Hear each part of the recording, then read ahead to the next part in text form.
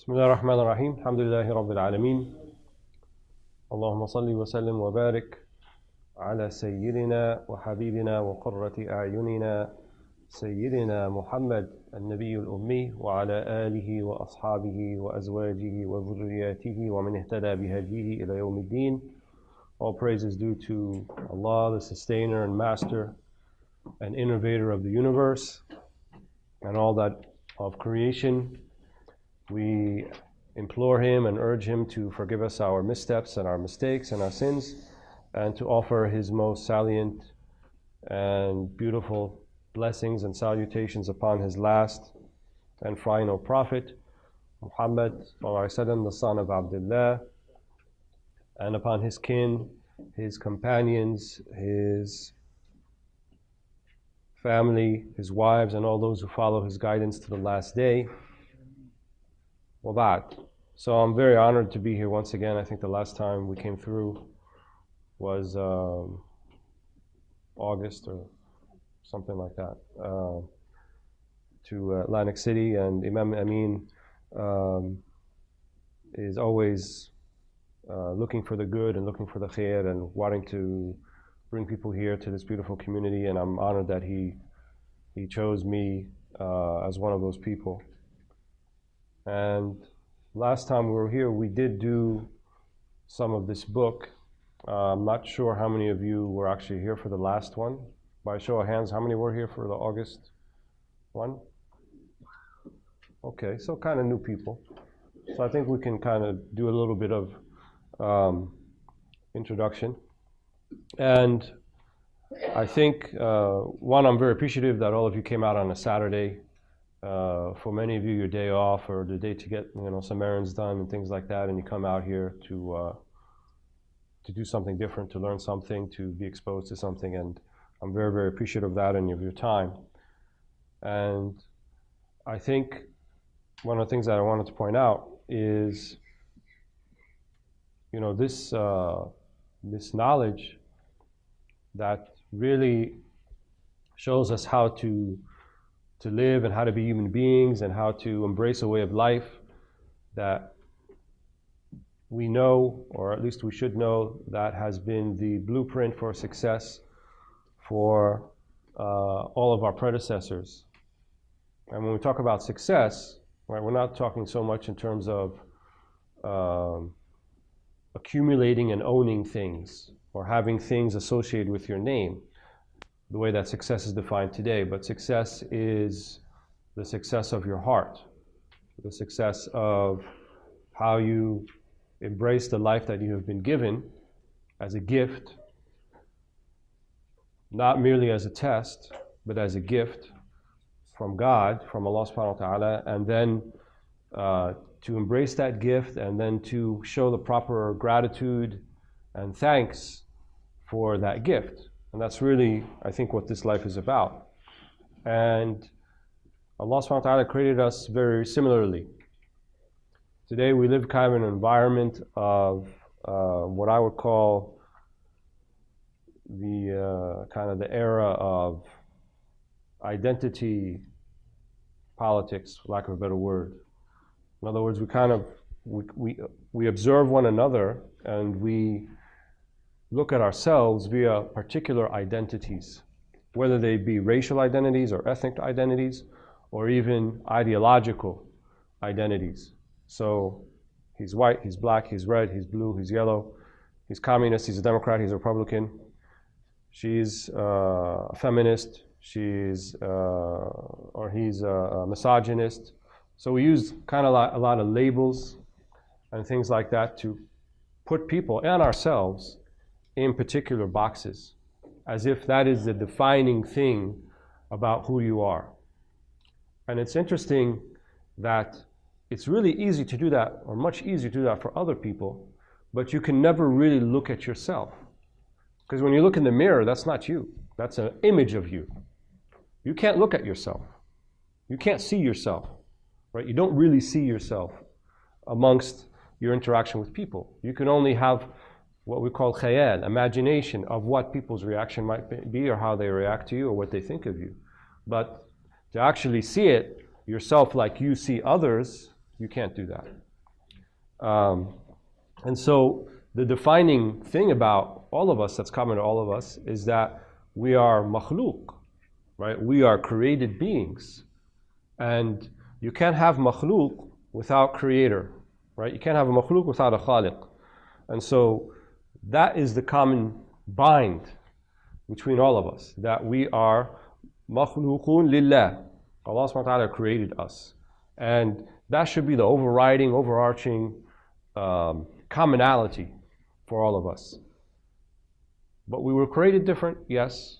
We were created in different tribes and ethnicities, right? Like the Quran says, Ya ayyuha an-nasu inna khalaqnakum min dhakarin wa untha.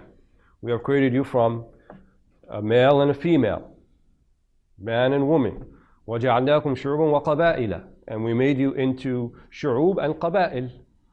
They said shu'ub is peoples, and qaba'il is a subset of that, tribes.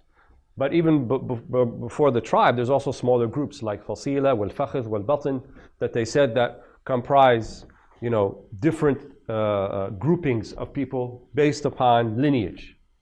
So that's true.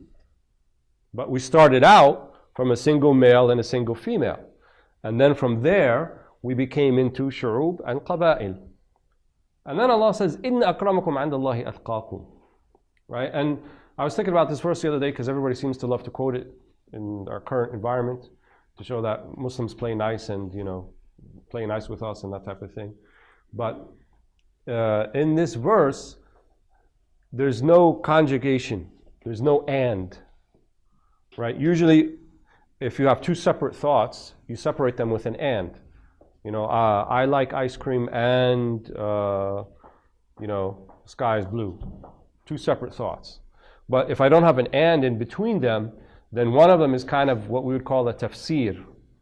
It's an explanation of the one before it, right? Or a clarifier of the one before it. So in this verse, we created you from male and female, and we have made you into tribes, or peoples, nations, and tribes. And then there's no wa inna akramakum. It just says inna akramakum 'inda Allahi atqakum. And the most noble amongst you are those who have the most taqwa. So it's saying, to define the verse that came before it, this idea of nations and tribes, that doesn't mean anything. It doesn't mean anything, right? In the whole scheme of things, the thing that really gives it meaning, inna akramakum 'inda Allahi atqakum. Right? And it says 'inda Allahi. So I would say there's kind of a recognition, an acknowledgement that even though we may see each other as shu'ub and qaba'il, we see each other as different members of different tribes and they're members of different nations, but you should care about what Allah thinks. And Allah says, Inna akramakum 'inda Allahi atqakum. The most noble amongst you are those who are the most God-fearing. Those who have taqwa, those who know God the best, right?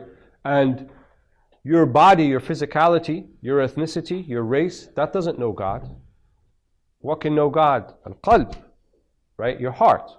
That's why the ulama of tazkiyah, of purification of hearts, the doctors of this science, they said that mahal nadharillah al-qalb. What God looks at, what Allah sees in you when He looks at you, He doesn't see black, He doesn't see white, He doesn't see red, He doesn't see yellow, He doesn't see male, He doesn't see female. He sees qalb, He sees ruh, He sees insan, He sees a person, right? He sees a heart. He sees a spirit that He has infused with life, right? With this body, but that's not the defining characteristic, right? The scholars of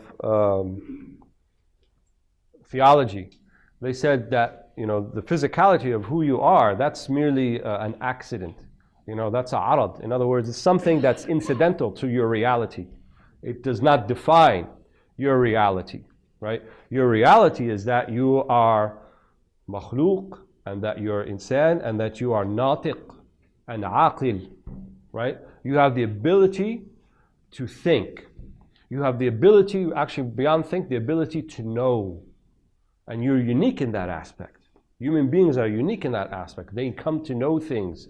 They can learn things. Yes, animals can be trained, to do certain things, but that's not the same as knowing something. So we have that unique ability amongst those creatures that Allah has put as morally and ethically responsible for their actions, the taklif. So we have that. And that's not defined, right? And it's not qualified by your exterior or how you may identify yourself, right? We were discussing in the car on the way down. I think someone sent a question to my wife on her WhatsApp or something like that. How come women can't be prophets? Or how come there are no female prophets? And I said to her that the problem there really is with the question, not with the answer. The question itself is problematic.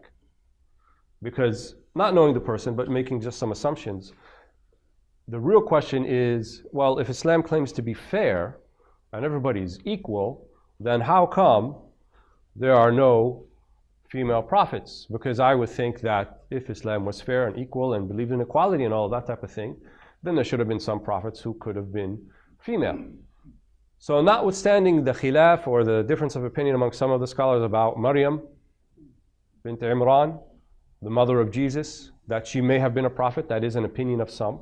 But let's not talk about that right now, but the idea of the question behind it. And to me, I said to them that it's like, if you're female or even if you're male, and if you don't feel like something is coming and addressing that particular aspect of you are, because that's how you identify yourself, then you feel that there may be some unfairness in it. Because you could ask a question, well, how come the last and final prophet was Arab? Why wasn't he European or African or Asian? You can make that statement too, right? Wouldn't it be fair that there be all of these different final prophets and that each group would have their own? If we're going to go according to that logic. And well, wait a minute, not all Africans get along actually. So why don't we have some for East Africa and have some for West Africa?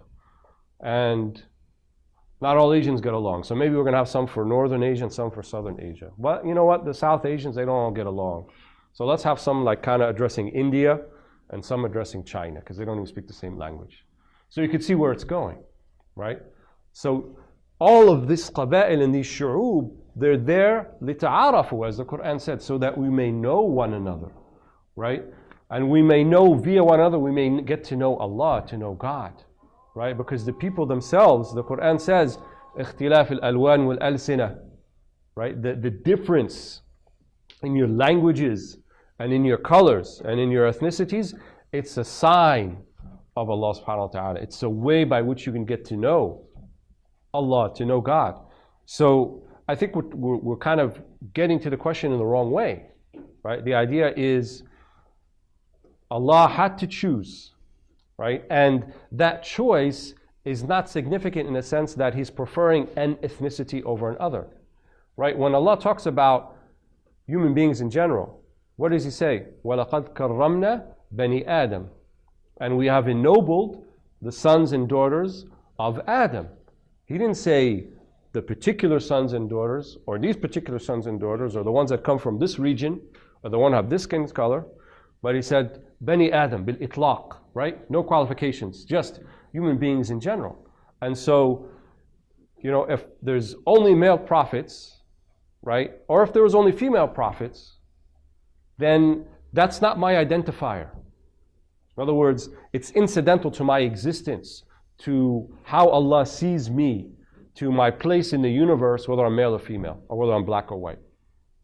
That's not the main thing. So whether Allah makes prophets males, or He makes prophets females, or He makes the last prophet an Arab, or He makes the first prophet, what was Adam? What group was he in? Do you ever think about that? Like what ethnic group is he part of? What skin color was he? The first man. And I know there's all these stuff about he's an Asiatic man, he was a black man, he was this and all that. But beyond all of that, nobody knows. Nobody really knows. But we do know that from him and his wife came all of this. Black, white, red, yellow, all of them came from that. So who made that?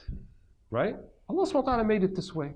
So why should that be kind of like a divisive point between us? Why should that be the way that we kind of identify one and the other and how we deal with one another? When it's an incidental thing. But the main thing is we're human beings. And not even just, as I said, not between male and female. So if Allah chooses, and that's His choice, right? Just like it was His choice to make people black and to make people white and to make people from China and to make people from Japan, then it was also His choice that He made the last and final prophet, a man by the name of Muhammad ibn Ali ibn Abdul Muttalib, sallallahu alaihi wasallam, from the Arabian Peninsula. So why would I question that choice? If I'm going to question that choice, then why would I question all the other choices?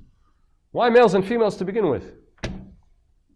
Is Allah not capable of creating creatures that are neither male or female? Maybe one sex? Do we not have type of organisms in the biological world that are unisex, one sex? Do not amoebas and what's that other thing called? You know, an amoeba, it's like the single cell creature. Does it not reproduce just by splitting its cells, and it doesn't need a zygote, doesn't need a male and female to do that? Allah could have given them the earth and the responsibility, the amana, single cell organisms, right? And they could have been the ones in charge. They could have been the ones who've been given this amana. Allah didn't choose that. He chose me and you and everybody else, and He chose us in these particular pairs. So rather than having these things as barriers and obstacles to realizing who we are, they are there to facilitate that, right? And not so that we put up these walls between one another, right? And we conclude that, well, certain people can talk about this and certain people can talk about that and certain people can't address me in this particular issue and so forth. See in front of you, don't see a white person, don't see a black person, see a person. Don't see male, don't see female, see a person. That's really the whole crux of it. That's the whole thing. And the deen is trying to help us to get there, because when you realize your full human potential via the teachings of Muhammad sallallahu alaihi wasallam, then you'll stop seeing all of these things. What did the Prophet sallallahu alaihi wasallam say to one of the great Sahabi? We still say Abu Dharr al-Ghifari radiyallahu anhu, when he said to Walead, and make no mistake, some people were not happy when the Prophet ﷺ told Sayyidina Walead, get on top of the Kaaba and make the adhan. There were certainly people who weren't happy about that. And some of them were Muslim. Some of them were the Sahaba. Some of them loved the Prophet ﷺ. But for them, this is like, whoa, wait a second. You know, they're coming from a society that had, tribal castes, so to speak. So, if you're from a particular tribe, then you're up here. And if you're from this tribe, Sayyidina Walead wasn't from any of those. He wasn't even an Arab. And he was a former slave. And now he's the one calling the adhan? This was difficult for some of them, because they're coming out of something that they don't recognize that. They recognize people are tabaqat. People are in different classes. And so some of them didn't like that. So one of them, Abu Dharr al-Ghifari, right? He got upset with Sayyidina Walead about something, and he called him a name. He said, Ibn Saudat, son of a black woman. That's really like the N-word today. Saraha yani. That's pretty much what he called him. And so Walead was upset. And he went to the Prophet ﷺ and told him what had happened. So the Prophet ﷺ summoned Abu Dharr. He said, Ya Abu Dharr, innaka imra'un fika jahiliyyah. You still have some jahiliyyah. Now this word jahiliyyah is interesting because it's used to describe the period before Islam.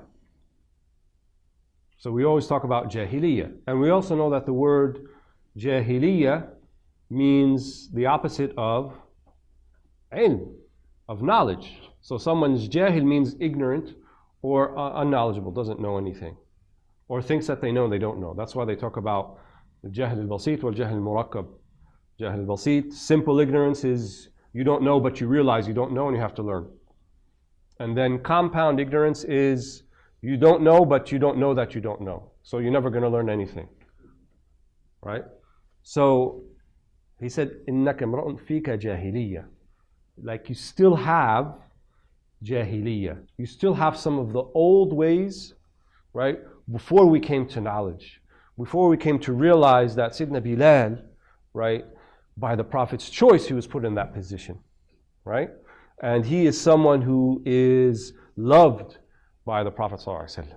And he has a maqam. And that should be enough for you not to say those words to him. So somehow you fell back on your jahiliyyah, right? You fell back on that little bit of ignorance. But the important thing here is Abu Dharr realized his mistake. And he wanted to correct it immediately. Tanabbah. Because the idea is not that you don't make mistakes. Everybody makes mistakes. But when you learn of your mistake, are you upset about it or you don't care? Some of them said, and Munawi in this book, he said that, who's a mu'min? Who's the believer? He said the believer very simply, he's quoting one of the ulama, is if you are happy when you are obedient, when you do good things, it makes you happy to know about it, and it upsets you when you make mistakes. هذا المؤمن. بس. And that's one of the most beautiful definitions I've ever found. That's the believer. And like the iman inside. So Abu Dharr was a believer, and he was a sahabi. And there was no one who lived in the generations from the time of the tabi'een all the way until now. So whatever we think, Imam al-Shafi'i, Malik, Abu Hanifa, Sa'id ibn Musayyib, and Hassan al-Basri, and all of these people, they will never be as good as Abu Dharr, even though he made that mistake. They will never reach his maqam. They will never reach where he is. Why? Because Abu Dharr, huwa sahabi. He is a companion of the Prophet ﷺ. And so when we think about him, I don't think racist. He's a companion. He's a sahabi. And so when he made that mistake, he's the one who went to Bilal. And he put his face on the ground. And he said, Bilal, put your foot on my face. Put your foot on my face for this mistake I made. But Bilal was more noble than this. And that's why he was the one calling the adhan. He refused to do that. He forgave him. He forgave him. So, let's not assign labels to people based upon one particular act. There's no such thing as once a racist, always a racist. There's no such thing as once a sinner, always a sinner. There's no such thing as anything like that. Because if you don't believe that people have the ability to change, then why are we in the deen to begin with? Isn't the deen about change? Isn't it about becoming something better than what you are right now? Isn't it about believing that you have the potential to go somewhere better than what you're at right now? So if that's the deen, then why do we prohibit that for everybody else and we could believe it about ourselves? If you don't believe, since he's the example of the day, if you don't believe the President Donald Trump can be from awliya of Allah, the closest people to Allah subhanahu wa ta'ala, you don't understand Islam. And you don't understand the Prophet sallallahu alaihi wasallam. If you think that's impossible, no way, when hell freezes over, blah, blah, blah, blah, then you don't understand the deen. Because there were, believe me, there were worse people than Donald Trump who came to Islam. And we say, radiyallahu anhu. Was he as bad as Hind bint Utbah? The one who arranged for the assassination. She hired a particular man to kill Hamza on the battlefield, which he did. And then goes to his blessed body on the battlefield, cuts it open and eats from his liver.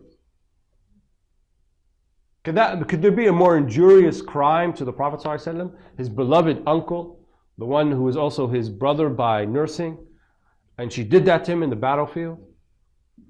How did the Prophet ﷺ treat her after that? Hind bint Utbah will always be better than anyone in this room. And anyone who's ever lived from those generations till now. Why? She's a sahabi. She's a companion. So when we talk about her now, even though she did that, we say, radiyallahu anha. May Allah be pleased with her. And she became a good Muslim. And she was a good Muslim. Look at Sayyidina Umar. He's not just good Muslim. He's one of the best that ever lived. The best that ever lived. He buried his infant daughter in the sand and suffocated her till death. He did that before Islam. And he even talked about afterwards. He said, there's nothing that I regret more than that. And he sees her face in his dreams.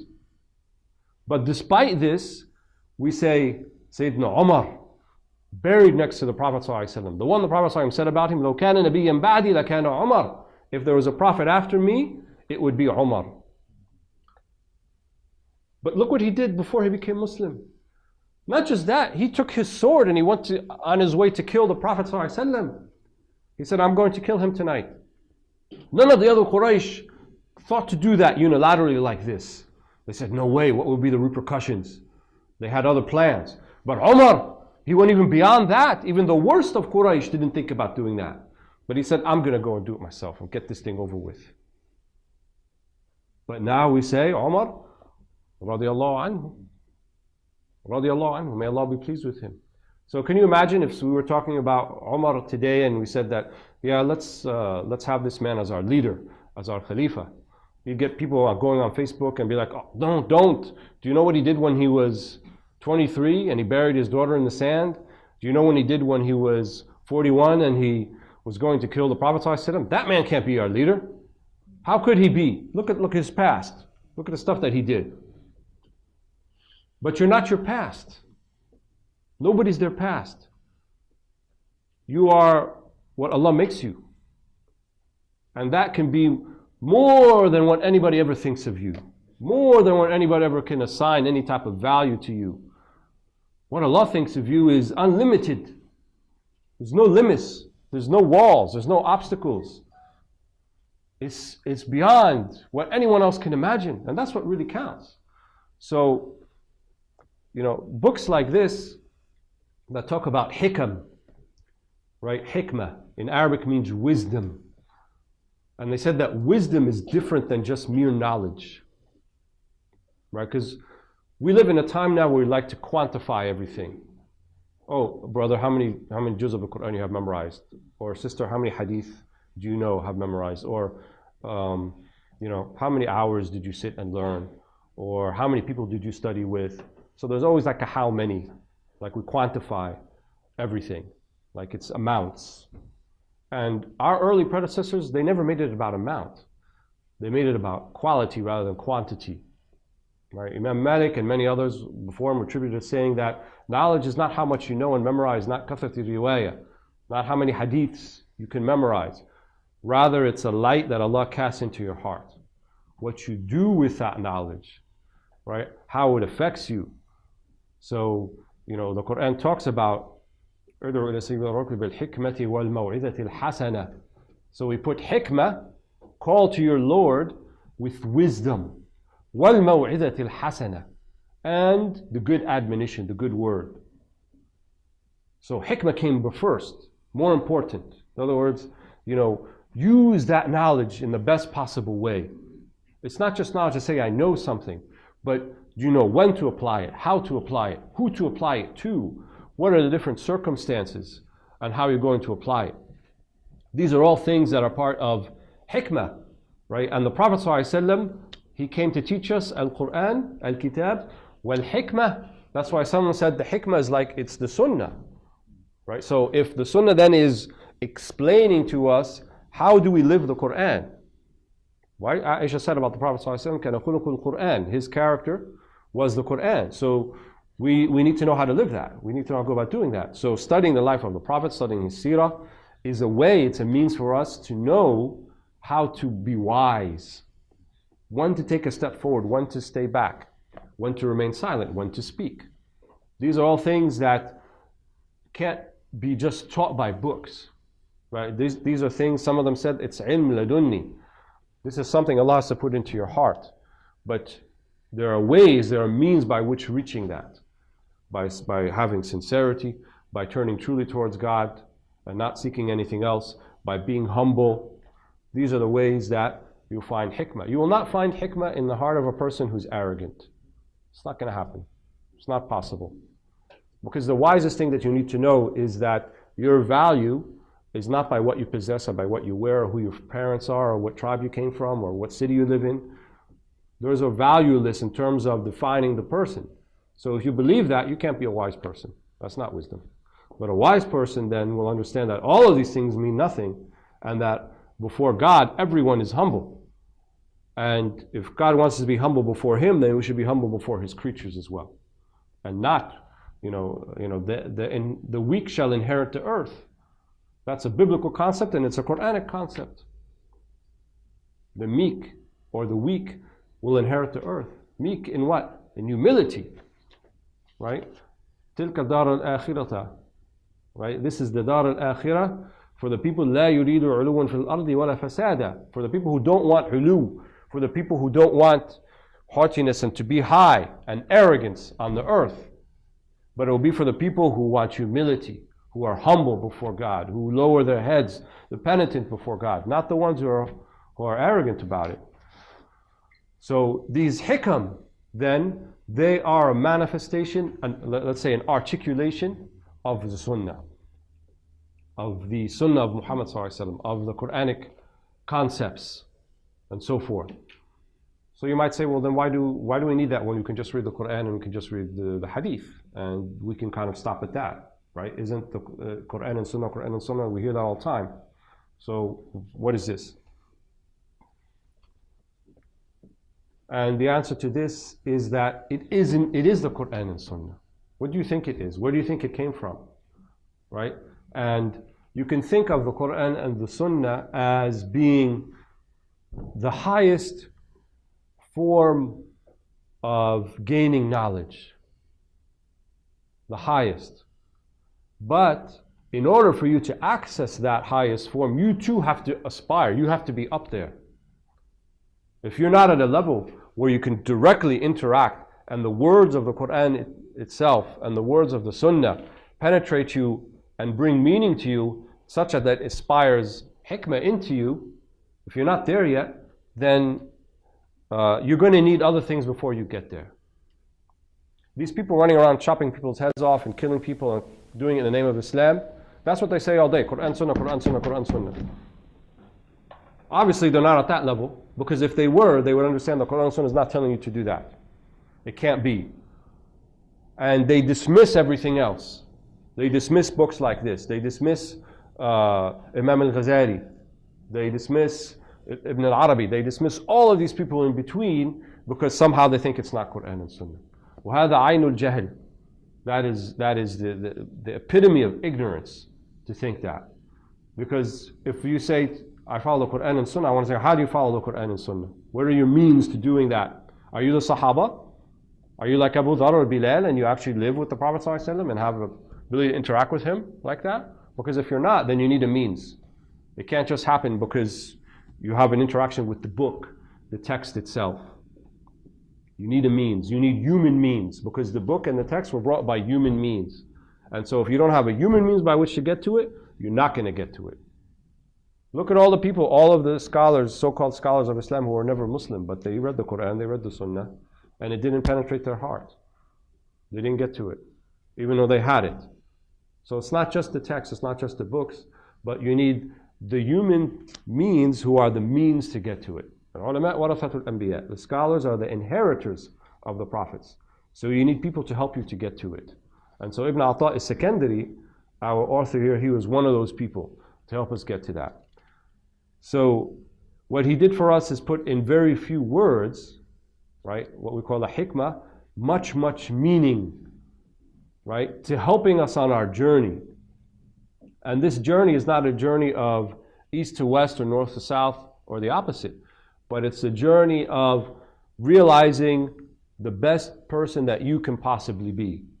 And the only thing getting in the way of the best person you can be is nothing external. There's nothing out there that's going to prevent you from doing that. You say, well, I don't have money, I don't have friends, I don't have a job, I don't have this, all these external things, that still won't prevent you from being the best person, because having a well-paying job is not a stepping stone to being the best person you can be, nor is it a sign of that. It's a circumstance of life. How you deal with that circumstance of life and how you contend with it, that's going to define the type of person you are, but not the thing that you've been given or the thing that you've been deprived. So, if the best person that you can be has had nothing about the external to you, then what is preventing you? The only thing left is internal. It's you yourself. You yourself are your own worst enemy. And those are the words of the Prophet ﷺ. He said, "A'da aduwak nafsuka allati bayna janbayk." Your worst enemy is you. It's exactly his words. So you get in the way of everything, right? You're made up of a mind and of a heart and of a spirit, right? But the way that these things interact with one another that define how you are inside, they can get muddled and mixed up. You can think something to be true, it's not true. You can imagine something that's there, that's not there, right? And so when you have these things affecting you, then it's going to affect your actions. and it's going to affect the way that you see the world. And when it does that, then you're not realizing who you can be. And these things get in the way. So what Ibn Ata al-Sakandari is trying to do for us is give us some insight into how we could go about doing that with some of these words, right? And words can penetrate, and words can change lives. If we didn't believe that, then what's the Quran and Sunnah except they are articulated in words and meanings? So he's addressing this book particular to what we would call a salik. In other words, someone who has made that initial realization that I'm my own worst enemy. If you don't believe that you're your own worst enemy, this book will have little value for you. Because you keep saying, yeah, but this person did that, and I'd like to do that, but these people. So if that's your action every time, then it's not going to have a lot of value for you. But if you've reached the point, what we call al-yaqadha, waking up and realizing that all that other stuff doesn't mean much. You can get past all that, but you have to get past this first. If you reach that point, then this book is of immense value to you. In fact, you could use it as a manual, a blueprint to how you go about living your life if you make that realization.